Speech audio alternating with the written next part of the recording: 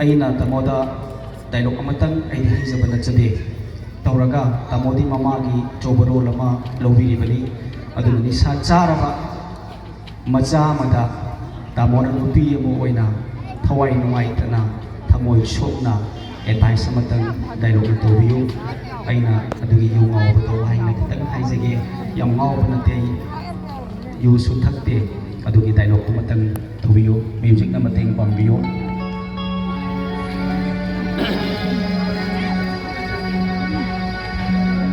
이마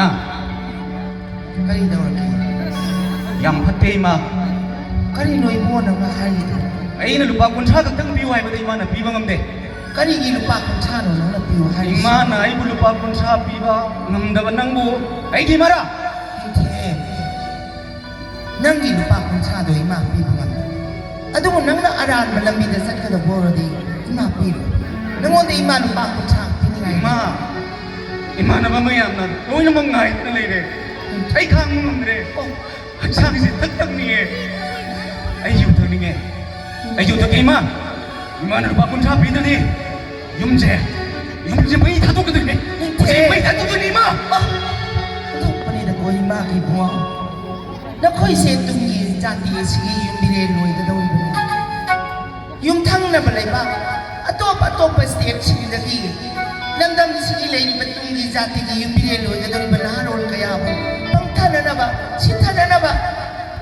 Makal kaya may lalong season na doon Lamdam sila tazil lang limang kuli maya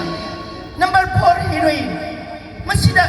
Nagtanan lamdam sila Pangbapot sa pangwari ba Yung ganda kani Nakoy na masida sa na mindari ba si Karigin Nang masintadong pangamaroy dro Nang masintadong pangamaroy alam di Ima nang wala sa ataw kani Ima na nang mutabong tara na upudo na Ima na nang bu Nawak ko lang pagi mahiro Nang nangasi Nisasaba kita mag Nang nalupa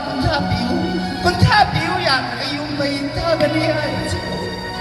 Pero pamamahaw niya nagkamang kaya yutaro ini ima ima na sway kaya lutak jaro ini wasit kre ima na ba kaya na sumasi ko wala mina sitang yutaro ini na wasit kre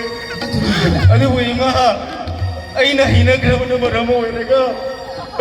yutak na kami ko tayo siya tag ay ganito ay bro ay siko ay bro Ilang bilap Saan lang na bagida Dr. Singh Lady Kasi Ako yung inakta Dr. Lenin Lengsin doon na Lady Dr. Limanakta Diba gawin na nasa sila Nang nisa sinataba Ato pa Nang nisabi mahulising biyaba Lambi manakong tangan na ba Dr. Lagi Bagdak na ho sila Nang sinisasara doon tama na Magi aray ba Lantong ko naman Sa umiwi na nabasiyo mada Katong pa rin Pamoy Dr. Limanakta sa siya Thank you Tamo Robindro Tamo